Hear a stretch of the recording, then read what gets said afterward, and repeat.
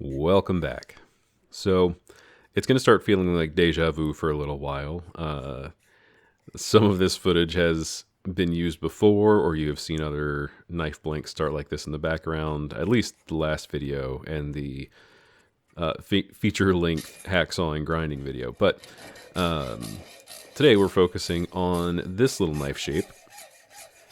You have seen hacksawing so many times that a lot of this is abbreviated until it gets to something new, and even then, I'm attempting to respect your time by not making it a 40-minute long video for what could easily be however long this video is going to be. I digress. So, normal hacksaw stuff. If you haven't used a hacksaw yet, if you watch this channel and you don't use a hacksaw, if you watch this channel and you're like, I thought this guy did that one Galaga video one time, pick up a hacksaw, cut something, it feels great. It's also going to absolutely tear your shoulder out if you're over the age of 37. It's me. But cutting out this here little knife shape, refining it on a grinder, first things first, cut it out and then profile it. Profiling on a big heavy grinder is fantastic. It's fast. It doesn't increase your injuries as long as you don't hurt yourself while you're using it. And so far, so good. No injuries on this build.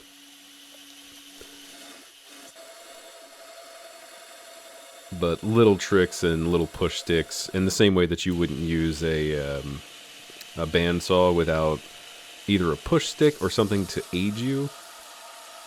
Use your peripherals. Don't go into something with just your bare ass hands. Unless you're a bear, in which case you got to do what you got to do. So in making this particular knife, there's another knife that looks almost exactly like it that I was making, and I believe there was a clip in there of that just now. We don't talk about that knife. That knife actually died on heat treat. I'll probably do a quick 5-minute video of its fate, but this one ended up successful, despite me being me. And it being small, the grinding did go pretty quick. Using the platen as both leverage and as a way to keep a consistent angle, relatively consistent angle, considering I'm still pretty new at this, it worked out nicely. I can't say anything bad about me about this knife until later.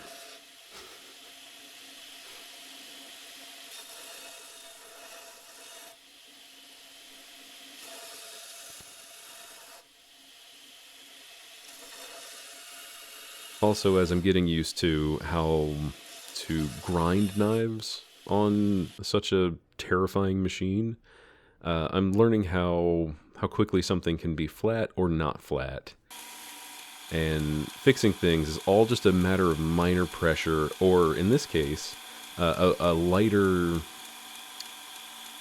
Oh god, what is the word? A lighter belt. I forgot the word belt for a second. Not surprising. So, light pressure, slower speeds, and not trying to rush something when, like right here, I'm trying to get the back flat. And I can see everywhere where it's sort of like bowed on the inside and outside. And this little Trizac belt helped me find where that spot was, and then I could focus fire it down. Little by little. I believe I switched to a couple of different belts through that process, just trying to get it to behave. Going into anything with a little bit of confidence also helps. And this is actually fast-forwarded quite a bit. And by fast-forwarded, what I mean is I have heat-treated this knife once now. Once is a very special word. And I took all this time, I polished it, I got it pretty. I was feeling pretty good about making a handle this very same week when I was working on it. And it polished okay. I took it all the way up to, I believe, 2,000 or 3,000 grit. And for my skill level, hand sanding takes so long that you start getting better at it as you do it, because after hour 2, you're like, man, I feel like I've been doing the same thing for 2 hours. I'll let you work out the syntax on that one. Anyway, so I go through this whole rigmarole. I sand it down, I polish it, I'm trying to sharpen it after this. And this is at 1,000 times speed. I'm tired, my shoulder hurts. I'm not kidding, I swear to God, I ripped something in my shoulder. And this just went on for so long. So I was like, okay, I'll get it to 2,000 or 3,000 grit, and then I'll put my first ever knife into ferric chloride. And if you notice, there's only a dark patch on the bottom of it. And even then, only part of it. And as I understand it, when you heat treat something and it's successful, it etches different. So I picked up, after all that polishing, picked up a 55 HRC file after it had been heat treated and tempered, quote unquote, and sure as shit, only that little patch there was hardened in any appreciable way. I've been trying to sharpen it oh Jesus Christ, I've been trying to sharpen this for about 2 hours. I got it pretty and polished and shiny and happy, but it wasn't holding an edge, and it couldn't hold an edge because it wasn't hard. It's not supposed to be a euphemism. That's just where we are right now. So, this one is a bust. I might be able to reheat treat it, but for the moment, I am going to go and play the Blood Moon game. The Blood Moon game is Bloodborne, and during a lunch hour, I felt squirrely. I did some research. I read up on 1095 that the steel is made of, and not heating your oil up is dooming you to failure effectively. And since this was, I think, one of the first knives that I heat treated, like right out of the gate, the oil wouldn't have been hot no matter what. If the heat on the knife wasn't even, that would make it mess up. So I got that oil hotter than I could touch it. I multitask here, and I stop the map gas torch from freaking out. And so maybe 20 minutes, 10 minutes after the knife has been quenched, I go at it with a file, and I'm not entirely convinced yet, but it is definitely harder. It's still soft on the tang, so I polish it off. Or no, I don't polish it off yet.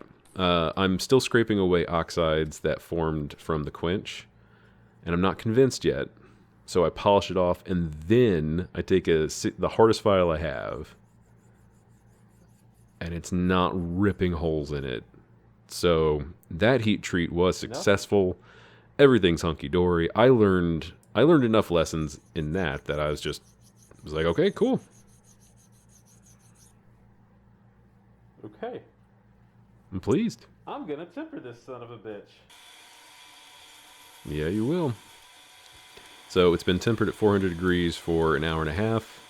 Now I'm cleaning it off with a Trizac belt, which is probably one of my favorite things. It saves time on hand sanding. I actually really like the finish that it does. Or maybe it's just a structured abrasive. It's combat abrasives, and I'm not being paid by them, surprising absolutely nobody. They're the ones that I know the name of, so I'm buying from them. And Walter Sorrells uses them sometimes. Nobody pays me to say that. I don't even pay me to say that. So I've chosen a piece of oak and a piece of an old piano key as a handle material. I spared you making a rectangular hole in a round hole. And the fit on it isn't great, but my plan all along was to fill the hole with dust from the ebony piano key. And grinding wood is fantastic, but there was so much cleanup when I didn't use a vacuum that I will be using a vacuum anytime that I use wood, anytime that I sand wood on this grinder, just by default. Because look at that station. I cleaned as long as it took me to make this knife. I swear to God. Either way, this was still an absolute pleasure. Even if I do a C minus job, I had an A plus time. Oh Lord. So the knife only fits in one way. It is surprisingly straight. It is a much straighter. It is a much straighter thing than I expected. Even though I took my time, I drilled my holes very carefully. I gave myself extra handle room. Like, it was and is an inline knife, and I'm happy about that. Not roller skating inline, physically inline, like your spine, but not my spine. Now it's been through sanding and polishing, and now I am just trying to hone it to where it is nice and sharp. You can see my practice sheet. And I get this thing sharper than I've gotten most things. I'm pretty happy with its performance overall. There is a spot in the middle that is a little not razor sharp. Do I know why? No. Do I care? Absolutely not, no. At this point, it is doing a job on a sheet of paper that it has absolutely no right doing, in my opinion. It's too sharp for what it ends up being used for, and that is fantastic. I can still draw cut pretty good, and as I'm working the burr off of it, I've also sharpened it a little bit since. Not sharpened, stropped it a little bit since, and it's sharp. It's really, really sharp. It's shaved off half of my arm, which you can see just there. So aside from having knife maker's mange, as my friend put it, I'm pleased and ready to put this in its home. I wanted to get it as sharp as it could get before I put the handle on it, and before anybody says anything, it is intended to have that gap in there aesthetically. I wanted it to look a little like a Japanese sort of knife, and the octagonal-ish handle is also sort of inspired by that, but it's still probably a C minus to like a B minus knife, in my opinion. I can do better. I will do better next time, and maybe even the gap being intentional will sort of flow into the handle better. But I'm mixing up, like I said, dust from the ebony key, which I made by hand, and now it is 30-minute epoxied in. I'm pretty sure that said 30 minutes, or else I'm going to be real embarrassed. 30-minute epoxied in. The back is a mirror polish. I use acetone to clean it up. And now it's a knife. Now, you're not telling me this, but you're asking yourselves, why did you finish it and still have 7 minutes, 8 minutes to go? It's because I'm fiddling. And unfortunately, I am not going to beat the devil in a fiddle competition. But I sort of repolish the back after everything is said and done. I get it to a more consistent finish that I'm more pleased with. That being said, is it necessary? For me, yes. For you, no. But I get it to a place where I'm happy, and then I start thinking about other things, as you will see relatively shortly. Yeah, the closer that you get to the see, yeah, nice and mirror polish. I'm very pleased with how it polishes. When something is hard, it's easier to polish. That's true with copper, it's true with brass, and even unhardened steel versus hardened steel will polish differently. But I'm distracting myself with myself. The bottom of the knife there, while it was sort of evened out, I think I would make it flow better if the intention was to have that visible later. So this, I loved this. This works. This works great. Set your handles on fire, folks. Just do it. But only if it's wood. Don't set it on fire if it's plastic or resin or anything else other than wood. Burning bone, don't do it. Burning wood, do it. After setting my entire bookcase or DVD case on fire, I enjoyed it so much that I was like, this is a good idea. And it complements the sort of ebony accent on the top. I still wipe it off with steel wool. Not just because you're supposed to, but it clears off the carbon. It makes sure that it doesn't have extra stuff that comes off on you. This is one of the rare times where I'm wearing gloves, because I don't want steel wool embedded in my hands, which is not going to be the first time that's happened or the last. I also didn't want my dirty hands to get all over the clean oak. Anyway, welcome to my reason for living, oiling wood. I'll give you some time to chuckle. This oiled up really pretty. It is beeswax and mineral oil. It's just an off-the-shelf product, but it has been my favorite up until this point. I might start trying Renaissance wax, both because I have it and because it's a very hard finish that also polishes pretty nice. But right now, beeswax and mineral oil, it doesn't discolor. It stays pretty. There's wax in it, so there's more protection from moisture. It's all around just a very, very consistent finish that lets you still feel that it's a wood handle. I love it. And we also don't fast forward through finishing any wood projects. I mean, like finishing as in oiling something. So when the oiling is done, then we move on. We need a pin handle, though, or handle pin, which is why the tang is still soft. And I'm thinking about doing something on the bottom, and then I follow through and I do something on the bottom. I should have stopped at the pin, but the way that you learn things is by doing them. I also learned that I should cut my little silver pins a little shorter, because they end up a little ovoid and sort of digging the wood away. I learned a lot on this process, and this is what makes the knife in that C- territory, just because I needed to be more precise than I typically am with these things. The groove that I did in there to put in a silver wire, that was done by hand with hand files, and it's neat, and I like it.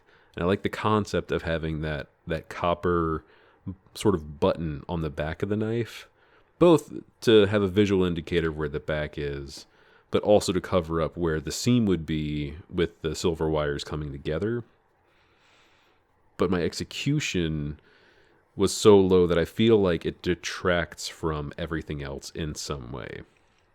It doesn't make the knife less sharp. It doesn't make the handle less comfortable. But aesthetically, the more you look at it, the more you look at something, the less you'll like it. And that's going a little far. It's something that can be improved for the next time. Maybe I'll do an entire video of learning how to consistently make engravings on rectangular objects. Engravings? Inlays on rectangular objects. So the corners are like a little thin. It's wobbly somehow. And there you can see the sort of ovoid, misshapen silver pin. And it is silver. It's sterling silver. Just a little bit of price in there. And that's it. Knife's done. You sat through this whole thing, and it hasn't even been a feature-length episode of House. In length or quality. So I couldn't think of what to try it on. So the very first thing that it cut that wasn't paper was an apple. So I cut myself some apple skins and eat them because I'm a sociopath, apparently. It carves like a absolute dream. My hands have been washed, but I super glued a patch of ebony dust to my finger. And that's it. That's knife done. I like how it came out. I like the lessons that I learned from it. I will learn more from it later. And I will apply those lessons to future knives, future rings, future projects in general. You're just watching me eat an apple off screen. Like, this is upsetting for me to watch now, so I can't imagine you're enjoying it. But if you are, thank you. I don't know how to say it without it being a joke, but if you like it, like it. If you subscribe, cool. If you comment, neat. Talk to me about something you're making. Talk to me about something you want to make. Talk to me about something you want me to make. Do whatever you want, really. Anyway, that is pretty much it for my rambling. I think, but I'm not positive. Some future things I would like to do. I would like to make at least one cosplay prop this year, one mask this year. I want to finish out these knives, and I want to make more rings. I want to do so much, and there's so little time. It's the end of January. Why am I so mad about it? Thank you for watching. I hope you have a good day. Bye. You can do better than that. Bye.